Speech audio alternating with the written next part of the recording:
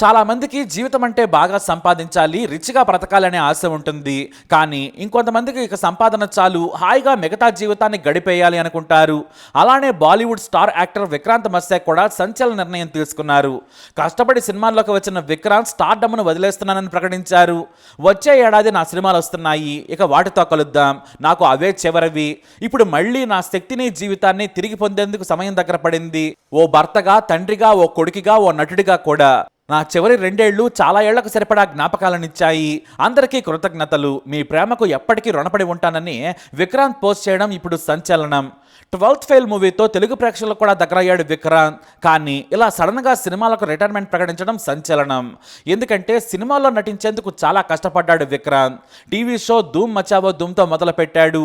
2009లో బాలికావత్తో popular అయ్యాడు. మన తెలుగులో కూడా చిన్నారి పెళ్లి కూతురుతో తెలుగు ప్రేక్షకులకు విక్రాంత్ బాగానే తెలుసు. ఆ తర్వాత సినిమాల మీద మనసు పెట్టాడు. ఏడెత్తిన ద గన్ సినిమాలో నటించి బెస్ట్ యాక్టర్ అనిపించుకున్నాడు. ఈ సినిమాకు డైరెక్టర్ కొంకనా సేన్ శర్మ. ఇక మన తెలుగు ప్రేక్షకులకు మీర్జాపూర్తో కూడా బాగా తెలుసు. మీర్జాపూర్ వెబ్ సిరీస్తో ఎంతో పాపులర్ అయ్యారు ఆయన. Criminal justice, broken but beautiful లాంటి వెబ్ సిరీస్లు మరింత పేరు తెచ్చాయి. కానీ 12th ఫెయిల్తో జాతీయ స్థాయిలో గుర్తింపు వచ్చింది, అవార్డులు కూడా వచ్చాయి.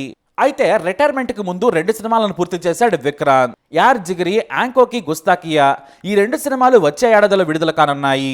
అయితే యాక్టింగ్ కెరీర్ పీక్స్లో ఉన్నప్పుడు ఎందుకు రిటైర్ అవుతున్నాడనేది ప్రశ్న.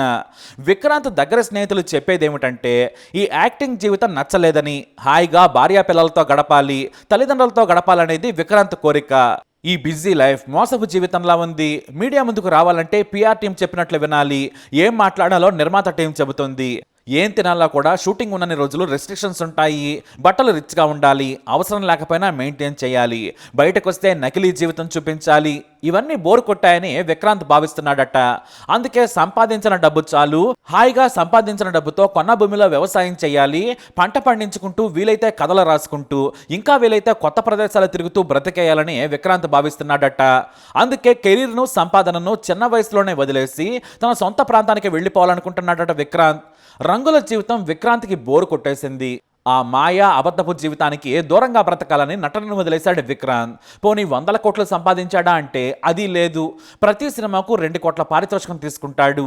వెబ్ సిరీస్లకు ఎక్కువగా తీసుకుంటాడు విక్రాంత్, ఎందుకంటే ఎక్కువ రోజులు డేట్స్ ఇస్తాడు కాబట్టి. హసీనా దిల్రుబా, సబర్మతి మూవీస్తో బంపర్ హిట్ కొట్టాడు. మార్కెట్ కూడా పెరిగింది. తనకు ఈజీగా 10 కోట్ల రెమ్యునరేషన్ తీసుకునే టాలెంట్ ఉంది. కానీ మంచి కథలకు విలువిస్తాడు. కొత్త దర్శకులతో పనిచేసేందుకు ఉత్సాహం చూపిస్తాడు విక్రాంత్. కానీ ఎందుకో సడన్గా సినిమాల మీద కంటే బాలీవుడ్ కల్చర్ మీద విరక్తి పుట్టినట్లుంది. సబర్మతి మూవీ సినిమాను ప్రధాని నరేంద్ర మోడీ పిలిచి మరీ అభినందించారు. మరీ ముఖ్యంగా విక్రాంత్ను శబాష్, బాగా యాక్టింగ్ చేశావు, నీకు చాలా మంచి భవిష్యత్తు ఉంది, కానీ నువ్వు సినిమాలు వదిలేస్తున్నావని విన్నాను, వీలైతే నటించమని సబర్మతి ప్రీమియర్ షో చూసిన తర్వాత ఏకంగా ప్రధాని నరేంద్ర మోడీ అభినందించారు. మోడీ మాటలకు విక్రాంత్ మరేమీ మాట్లాడలేదు. ఇక పర్సనల్ విషయాలకు వస్తే, విక్రాంత్ తాను ప్రేమించిన శీతల్ను హిమాచల్ ప్రదేశ్లో 2022లో పెళ్లి చేసుకున్నాడు. Broken but beautiful series shooting సమయంలో వీరిద్దరూ ప్రేమలో పడ్డారు. దాదాపుగా 4 ఏళ్ల ప్రేమ తర్వాత లవర్స్ డే రోజున హిమాచల్ ప్రదేశ్లో పెళ్లి చేసుకుంది ఈ జంట. వీరికి ఓ కొడుకు పుట్టాడు. తన భార్య, కొడుకు కోసం ముంబైలో సముద్రానికి ఎదురుగా ఓ అందమైన ఫ్లాట్ని కొన్నేళ్ల క్రితం 2 కోట్లు పెట్టి కొన్నాడు. 4 కార్ల పార్కింగ్ ప్లేస్ ఉంది. మరో చోట ఓ చిన్న ఇల్లు ముంబైలోనే కొన్నాడు. కానీ తన స్వగ్రామంలో వ్యవసాయ భూమి చాలానే కొన్నాడు. మొత్తంగా 25 నుంచి 30 కోట్ల రూపాయలు సంపాదించాడు విక్రాంత్. అయితే జీవితంలో ఇంత కష్టం అవసరం లేదు, ఇక చాలు, నేను హాయిగా బ్రతకగలను, ఈ డబ్బుతో నేను ఎక్కువ కష్టపడకుండా సంపాదిస్తూనే భార్య, కొడుకుతో సంతోషంగా ఉండగలను, తల్లిదండ్రులను బాగా చూసుకోగలను, మనశ్శాంతి కావాలని ఆధ్యాత్మికత వైపు మళ్ళాడు విక్రాంత్. ఎందుకిలా చేస్తున్నావంటే, జీవితం ఒకటే, మనిషిగా పుట్టినందుకు అదృష్టవంతుడిని, ఎందుకు ఇంతలా పరిగెత్తాలి, హాయిగా బ్రతకొచ్చు కదా అనే ఫిలాసఫీ కారణంగానే సినిమాలు వదిలేస్తుందని చెబుతున్నాడు విక్రాంత్. విక్రాంత్ ఇంట్లో చాలా భిన్నమైన సంస్కృతులుంటాయి. సిక్కు మతానికి చెందిన తల్లి, క్రిస్టియన్ మతానికి చెందిన తండ్రి ఉన్నాడు. హిందూ పండుగలను కూడా వీళ్ళు ఆచరిస్తారు. అయితే వీరిలో ఒక్కొక్కరి ఆధ్యాత్మికత ఒక్కోలా ఉంటుంది. ఇతని అన్న ఏకంగా ఇస్లాం తీసుకొని మోయిన్గా పేరు మార్చుకున్నాడు. మతాలంటే పిచ్చి లేదు, మానవత్వం మీదే తనకు నమ్మకమని చెబుతాడు విక్రాంత్. ఇప్పుడు తన భార్య కారణంగా హిందూ మతాన్ని ఆచరిస్తున్నాడు.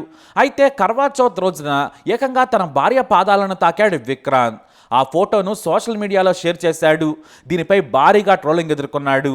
సంప్రదాయాలు తెలియకుంటే తెలుసుకోవాలి, అంతేకాని ఏదో తాను గొప్ప మహిళా ప్రేమికుడనని బిల్డప్ ఇవ్వద్దు, ఆ పండగ చేసేదే భర్తల కోసం, ఇది కూడా తెలియకుంటే ఎలా అని అతని మతాన్ని కూడా ప్రశ్నించారు నెటిజన్లు.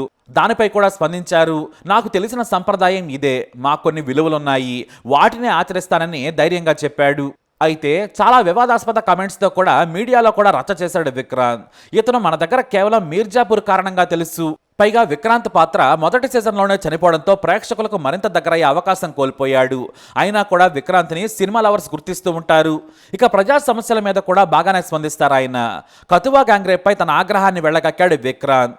ఇది సమాజంలోని నీచత్వానికి పరాకాష్ట అంటూ పరోక్షంగా బీజేపీని దుయ్యబట్టారు. దీంతో బీజేపీ ఐటీ సెల్ ఏకంగా ట్రోల్ చేసింది. అయితే దానికి కౌంటర్ కూడా ఇచ్చాడు. ఓ ఎడిటోరియల్ కార్టూన్తో సమాధానం ఇచ్చాడు. సీత రాముడితో చెప్పింది, నేను రావణుని వల్ల కిడ్నాప్కి గురయ్యాను, ఈ గుడ్డి భక్తులకు చిక్కితే నా పరిస్థితి దారుణంగా ఉండేదని అర్థాన్ని ఇచ్చిన కార్టూన్ షేర్ చేయడంతో దుమారం రేగింది. అయినా కూడా విక్రాంత్ ఎక్కడా తగ్గలేదు. బీజేపీని ఏకిపారేశాడు. సగం ఉడికిన బంగాళాదుంపలు, సగం దేశభక్తులు దేశానికి కడుపు నొప్పికి కారణం, ప్రమాదం కూడా. ఉన్నావో కతువా ఘటనలతో సిగ్గుపడాలని దెప్పి పొడిచాడు. అంతేకాదు భిన్న మతాల పెళ్లిళ్లు తప్పు కాదు, వాటికి రాజకీయ రంగు పొలమొద్దని కూడా చెప్పాడు విక్రాంత్. మా ఇంట్లో సిక్కు, క్రిస్టియన్, ముస్లిం ఉన్నారు, ఇప్పుడు నా భార్య హిందూ, అన్ని మతాలు నేను అనుసరిస్తాను, అన్నీ గొప్పవే, కానీ వాటిని మించి వ్యక్తిగత స్వేచ్ఛ, మానవత్వం ఉన్నాయి, వాటిని ఆచరించాలని విక్రాంత్ చెప్పుకొచ్చారు. ఆ తర్వాత సంప్రదాయాల పేరుతో లివ్ ఇన్ రిలేషన్షిప్లు కూడా తప్పు కాదన్నాడు. కాలం మారుతోంది, మనము మారాలి, పాత పద్ధతులను పట్టుకొని వేలాడితే ముందుకు సాగలేం, ఎవరికి నచ్చినట్లు వారిని బ్రతకనివ్వాలి, ఎవరైనా పెళ్లి కాకుండానే కలిసి ఉంటామంటే అది వారిష్టమని తన మనసులోని మాటను బయటపెట్టాడు. అయితే ఇంత తెలివి, ధైర్యం ఉన్న విక్రాంత్ ఎందుకు సినిమాలను వదిలేస్తున్నాడనే దానిపై ఆయన క్లారిటీ ఇవ్వడం లేదు. కానీ తాను పెరిగిన పద్ధతులు, బాలీవుడ్లోని నీచమైన కల్చర్ ఆయనకు చిరాకు తెప్పించి ఉంటుందనే వ్యాఖ్యలు మాత్రం వినిపిస్తున్నాయి. ఎందుకంటే విక్రాంత్ పుట్టింది హిమాచల్ ప్రదేశ్లో. అందమైన కొండలపై వారిల్లుంది. ప్రశాంతమైన జీవితం తన చిన్నప్పుడు చూశాడు. కానీ తన తండ్రి పిల్లల భవిష్యత్తు కోసం ముంబైకి షిఫ్ట్ అయ్యాడు. మంచి స్కూలు, కాలేజీలో చదువుకున్నాడు. కానీ మధ్యతరగతి కుటుంబమే. అయితే ముంబై కుర్రాళ్ళ మాదిరిగానే విక్రాంత్ కూడా సినిమా నటుడు కావాలని ఎన్నో ప్రయత్నాలు చేశాడు.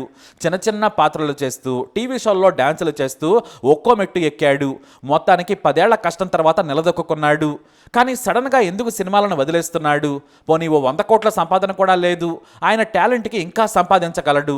అయినా నాకు ఈ సినిమాలు వద్దంటున్నాడు విక్రాంత్. తనతో పాటు నటించిన రాశి ఖన్నా, పాయల్ రాజ్పుతులు ఇలా చేయకూడదు, ఇప్పుడు నటిస్తేనే ఇంకా ఎదుగుతావు, బ్రేక్ తీసుకోవద్దని రిక్వెస్ట్ కూడా చేస్తున్నారు. దీంతో అందరి మాటలు విన్న విక్రాంత్, నేను ఇప్పుడున్న పరిస్థితుల్లో నాకు బ్రేక్ అవసరం, నా కుటుంబం, నా ఆరోగ్యం కూడా చూసుకోవాలి కదా, కొన్నాళ్ల పాటు హాయిగా ఏకాంతంగా గడుపుతాను, నా కొడుకు బాల్యాన్ని నేను కూడా ఎంజాయ్ చేస్తాను, నాకు తెలిసింది నటన మాత్రమే, వ్యాపారం కూడా తెలియదు, కాబట్టి మళ్ళీ తిరిగి వస్తాను, కానీ ఎప్పుడో చెప్పలేను అన్నాడు విక్రాంత్. అయితే హిమాచల్ ప్రదేశ్లో ఓ అందమైన ఇంటిని కొన్నాడు విక్రాంత్. తన తల్లిదండ్రులు ఉన్న ప్రాంతంలోనే కొంత భూమిని కొనుక్కున్నాడు. అక్కడే స్వచ్ఛమైన వాతావరణంలో బ్రతకాలనుకుంటున్నాడట. అలా మంచి భవిష్యత్తును వదులుకొని వెళ్ళిపోతున్నాడు విక్రాంత్. అయితే సినిమా ఇండస్ట్రీ నుంచి ఇతనే కాదు, గతంలో అంటే 1970లో బిగ్గెస్ట్ స్టార్గా ఉన్న వినోద్ ఖన్నా నటనను, డబ్బును, ఫేమ్ను వదిలేసి ఆధ్యాత్మికత దారి పట్టారు. అమెరికా వెళ్ళి ఓషో దగ్గర చాలా ఏళ్లు గడిపారు. తర్వాత భారత్ తిరిగొచ్చారు. జీవితం అంటే డబ్బు, ఉరుకులు పరుగులు కాదు, ప్రశాంతంగా బ్రతకడం అనేది అతి కొద్ది మంది మాత్రమే గుర్తిస్తారు. అలా విక్రాంత్ కూడా మనం గుర్తించారనుకోవాలి. మరి విక్రాంత్ నిర్ణయంపై మీరేమంటారు? మీ అభిప్రాయాన్ని కమెంట్ ద్వారా తెలియజేయండి. వీడియోని లైక్ చేయండి, షేర్ చేయండి, మా ఛానల్ని సబ్స్క్రైబ్ చేసుకోండి.